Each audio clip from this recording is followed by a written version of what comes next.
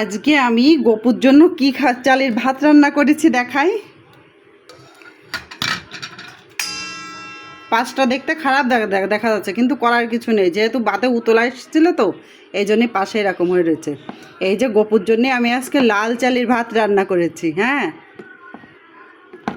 এই যে লাল চালের ভাত গপুর জন্য রান্না করেছি। গপুকে এখনও খেতে দিয়ে পারিনি, গপুকে খেতে দিব। আজকে বৃহস্পতিবার তো সব কিছু গোছগাছ করে নেব। তারপরে ছাদে গেছিলাম, যে ফুল আনছি, আমের পাতা আনছি, কারণ আমের পল্লব দিতে হয় তো, তা আমের পল্লবগুলো খুব একটা ভালো না, এই জন্য আমি 5টা পাতা ছিঁড়ে আনছি। এই যে তাও এগুলো বলে নিখুঁত দিতে হয়, তা নিখুঁত কিভাবে দিব, মানে অন্য আম গাছ আমাদের ছাদের উপর এসে রয়েছে, তাদের গাছ থেকেই নিয়ে আসলাম। তা ভালো পাতা নেই, যা পেয়েছি সেটাই দিচ্ছি। আগে তো আমের পাতা পেতামও না। তুলসী নিয়েছি, ফুল নিয়েছি। এই যে আমার মনা মহাদেবকে স্নান করিয়ে ফুল তিলক দেওয়া হয়ে গেছে। মনা আজকে স্নান করাইছে। আমি তো এসে গপুর রান্না করলাম, গপুরও যে ভাত রান্না করিলাম, আর একটু গপুকে দিব হচ্ছে কি যে সবজি খাবার দিব। এখানে পটল আছে, মিষ্টি কুমড়া আছে, তারপরে কলা গাছের থোর আছে, আর এখানে মা লক্ষ্মী, এই যে আজকে মা লক্ষ্মীর ঘট পাতবো। তা এই যে পান নিয়েছি, কড়ি নিয়েছি। আগে না আমার মা যখন ঘট পেতেছে বৌদিকে দেখেছি যে লক্ষ্মীর ঘট পাততো, তা দিত, আমের পল্লব দিত, আর হচ্ছে গিয়ে 5টা পান দিত, 5টা সুপারি দিত।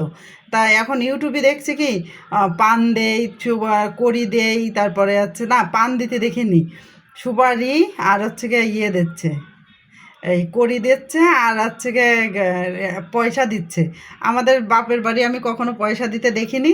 তা আমি ইউটিউবে দেখো আমিও একটা এই যে 5 টাকার কয়েল নিয়ে নিয়েছি, একটা কড়ি নিয়ে নিয়েছি, 5টা সুপারি নিয়েছি, আর এই যে আমার ঘট পাতবো, সেই ঘটে জলও ভরে নিয়েছি, দিয়ে এখন ঘট পাতবো। তা ওর বাবাকে বলি কি, আমাদের গ্রামের বাসায় যখন করতো লক্ষ্মীর এই যে পান দিত না, এই পান পুরো 1 সপ্তাহ লক্ষ্মীর কাছে থাকতো, পরে হচ্ছে গিয়ে 1 সপ্তাহ বাদে পানগুলো ফেলে দিত। তাই এখন আমি কি করব, আমি ভাবছি কি যে কি করব, পানগুলো কি এখান থেকে নেওয়া ঠিক হবে? যে পুজো হয়ে গেল, তাহলে পানগুলো নিয়ে আমি পরে খেয়ে নিলাম। হ্যাঁ, আমি তো কখনো নিয়ে খেতে দেখিনি, যেহেতু আমাদের বাপের বাড়ি ওটা পানেরই জায়গা, সবসময় পান পাওয়া যায়, আর আমার এখানে তো পান পাওয়া যায় না, পানগুলো কিনে আনছে। তা এখন কেউ যদি জানেন, আমার হিন্দু দিদিরা কেউ যদি জানেন, তাহলে আমাকে কমেন্টে জানিয়ে দিবেন যে এই পানগুলো নিয়ে খেতে পারবো কিনা। নয়তো ওই বৃহস্পতিবার পর্যন্ত এই সিংহাসনের উপরে এইভাবে রেখে দিতে হবে, তারপর নষ্ট হয়ে যাবে, এভাবে তো আর থাকবে না, শুকিয়ে যাবে, তারপর হচ্ছে কি ফেলে দিব। তা আমি আমের পল্লবের বদলে এই যে আমের পাতা নিয়ে চলে আসছি। যখন যেটা থাকে তখন সেটা দিয়েই করতে হয়। হ্যাঁ, গ্রাম না তো যে সবসময় সব কিছু পাওয়া যাবে, তারপরেও আমের পাতা পেয়েছি, তাই কত। এই যে 5টা পাতা নিয়ে আইছি, এখন পাতাতে সিঁদুর লাগিয়ে দেব। তাহলে আমি এখন পূজা করা শুরু করি। আমাকে কেউ যদি জানেন যে পানগুলো খাওয়া যাবে না, কি করব, ফেলে দিব, তাহলে একটু জানিয়ে দেবেন। তাহলে সবাই ভালো থাকেন, নমস্কার।